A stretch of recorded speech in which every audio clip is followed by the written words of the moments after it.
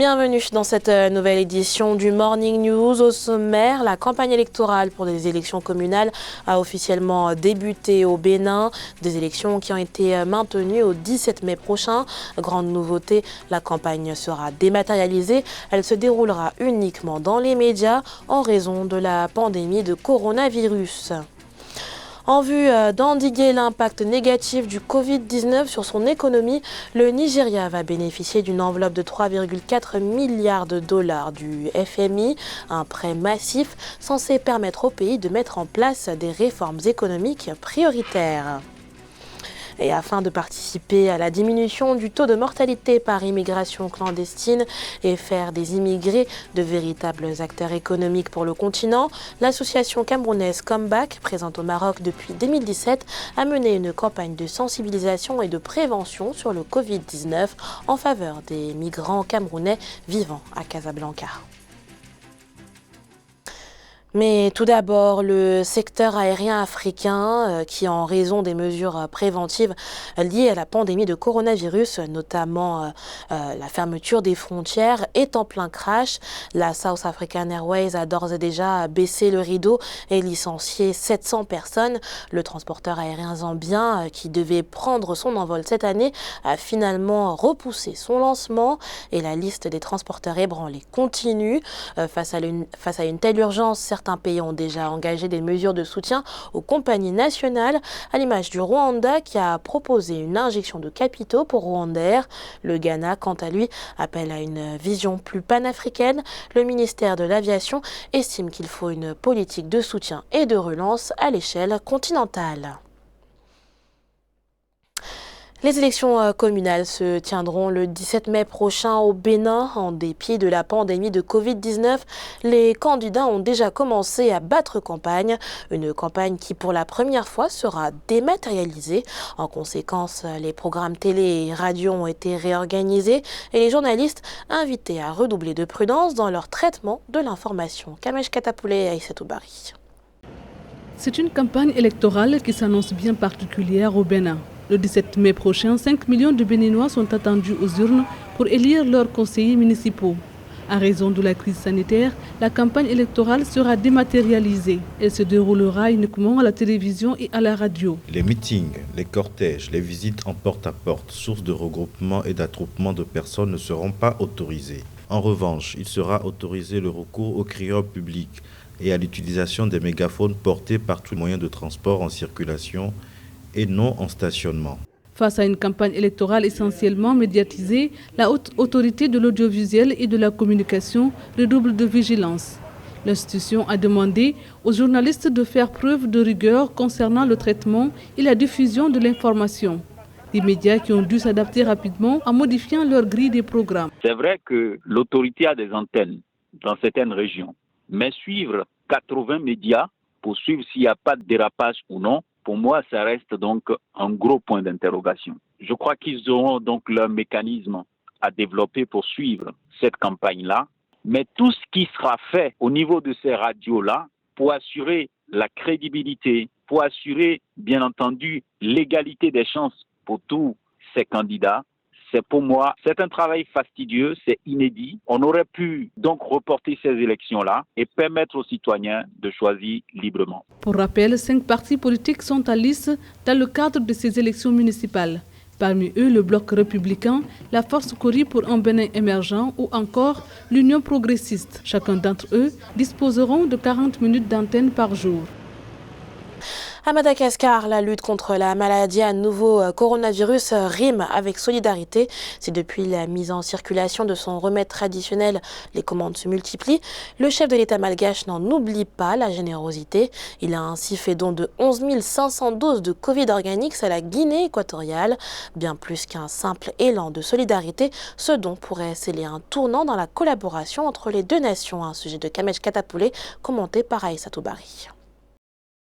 11 500 doses de Covid organique, c'est le don fait par Madagascar en faveur de la Guinée équatoriale pour lutter contre le coronavirus. Une livraison reçue ce mercredi 29 avril, composée de 10 000 traitements préventifs et de 1 500 traitements curatifs. Selon le ministère équato-guinéen de la Santé, ce don permet également de renforcer la coopération entre les deux pays. C'est un cadeau du président, du peuple malgache pour les Équato-Guinéens. Nous ne devons pas oublier qu'il est important d'aider d'autres pays, notamment les pays africains, et qu'il est urgent de sauver des vies humaines. Présenté officiellement le 20 avril dernier par le président de la République, André Rajoelina, ce remède malgache a déjà séduit plusieurs pays africains dont la République démocratique du Congo et la Guinée-Bissau. Cette tisane à base d'artémisia a été conçue par l'IMRA, Institut malgache de recherches appliquées. Depuis, le Covid organique est au cœur des polémiques. À ce jour, il n'y a aucune preuve scientifique de son efficacité. Quand on entend le nombre de morts dans les pays occidentaux qui ont tous les moyens nécessaires pour soigner les leurs et que Madagascar se vante, lui, de pouvoir soigner les siens, et ça le repositionne d'une autre manière sur l'échiquier mondial. Après, il faut revenir sur l'échiquier plus ou moins africain, où on comprend très bien que la Grande Île a toujours été aux côtés de ces pays frères, mais sans pour autant avoir un leadership reconnu qui puisse faire en sorte que Madagascar pèse dans les relations africaines. Or, aujourd'hui, avec le Covid organique, ça permet de repositionner un leadership malgache. En cette période de crise sanitaire, Madagascar se montre solidaire avec ses frères africains, souligne le cabinet de la présidence malgache. Preuve de cette solidarité, le président de la Guinée-Bissau, Umaro Sissoco Embalo, s'est proposé de distribuer à son tour le Covid organique aux pays membres de la CEDEAO.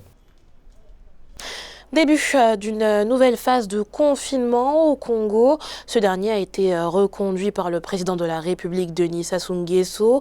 Il a annoncé une prolongation de 15 jours au cours de son discours de ce jeudi 30 avril 2020. Le bilan des 30 premiers jours de confinement n'a pas produit de résultats encourageants car le pays est passé de 19 cas contaminés à 220 cas en l'espace d'un mois. On fait le point dans ce sujet de Deva Panzo. Les Congolais sont entrés dans leur seconde phase de confinement à domicile ce vendredi 1er mai 2020. Celui-ci a été reconduit pour 15 jours par le président de la République, Denis Sassou Nguesso, dans son adresse de ce jeudi 30 avril 2020. Les 30 premiers jours de confinement n'ont pas permis de ralentir la propagation de la pandémie sur l'étendue du territoire national. Après consultation du comité d'experts, du gouvernement et des présidents des deux chambres du Parlement, j'ai décidé de la prolongation du confinement à domicile de l'ensemble de la population pour 15 jours, dans les mêmes conditions que celles de la première phase. Le virus se propage dans les grandes agglomérations du pays au mépris des gestes barrières et mesures édictées par le gouvernement. La distanciation sociale n'est pas respectée, notamment les jours d'ouverture des marchés. Le chef d'État congolais en appelle au professionnalisme de la force publique pour faire respecter le confinement. Des désordres inacceptables ont été observés dans les rues et les marchés domaniaux. C'est pourquoi je demande à la force publique de veiller scrupuleusement avec professionnalisme et sans dérapage à l'application salvatrice du confinement à domicile. Le chef d'État congolais espère que ces 15 jours de confinement de l'ensemble de la population produiront les résultats attendus. Si tel est le cas, le gouvernement étudiera un plan de déconfinement ordonné applicable par palier à partir du 16 mai 2020. 3,4 milliards de dollars, c'est le montant de l'aide d'urgence octroyée au Nigeria de la part du Fonds monétaire international, torpillé par la chute drastique des prix du baril du pétrole causée par la crise sanitaire actuelle. Le Nigeria pourrait payer un lourd tribut au niveau socio-économique. Cet appui financier devrait donc l'aider à engager des réformes afin de contenir les retombées économiques. Kamesh Katapoulé, commentaire Ange Bijounomenio. C'est la plus grande aide octroyée à un pays africain.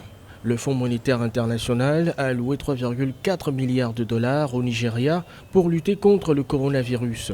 Une opération approuvée ce mardi 28 avril. Le prêt sera effectué grâce à l'IFR, l'instrument rapide financier du Fonds monétaire international qui permet d'attribuer une aide financière à un pays et ce dans des délais très courts. Le soutien financier du FMI contribuera à limiter la diminution des réserves internationales et à financer le budget pour des augmentations de dépenses ciblées visant à contenir et à atténuer l'impact économique de la pandémie et de la chute brutale des prix internationaux de pétrole.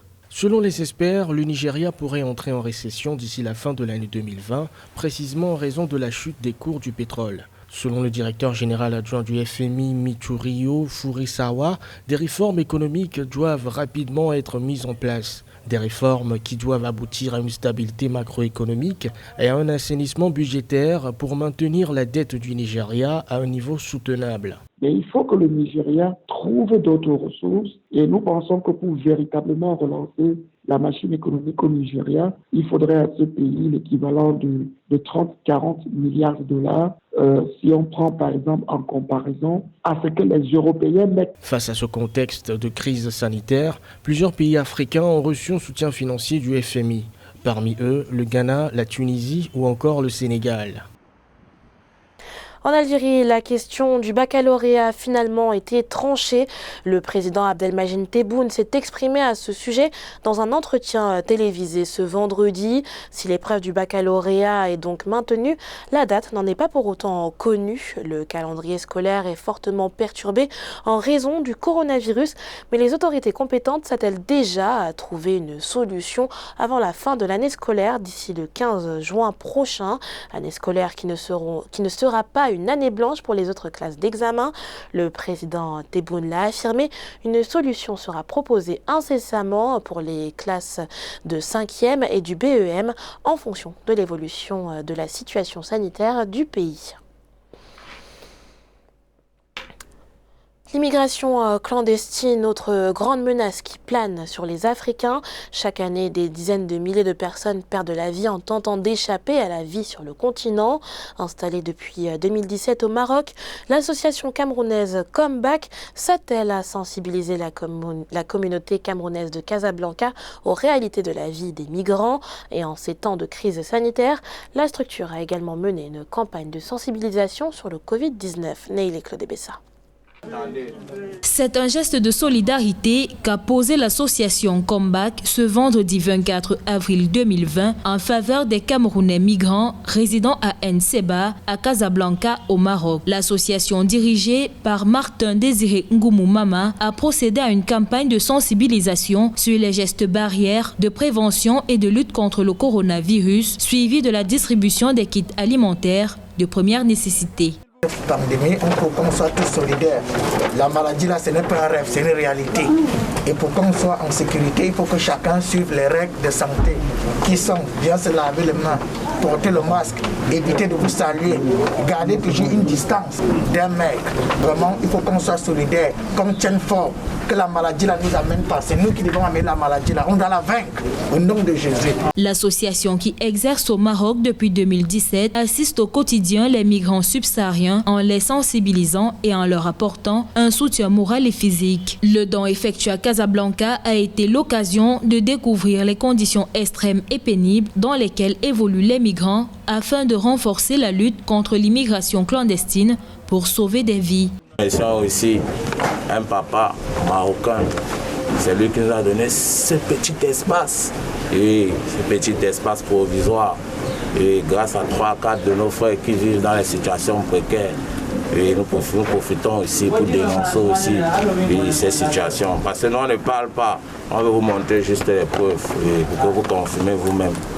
C'est un peu ça. Depuis sa création en 2012 au Cameroun, Comeback continue son combat de sauver des vies humaines en sensibilisant la jeunesse et en restant le plus proche possible des jeunes en situation de vulnérabilité au Cameroun. Une stratégie qui vise à limiter l'immigration clandestine au moment où sévit la crise sanitaire de coronavirus dans le monde.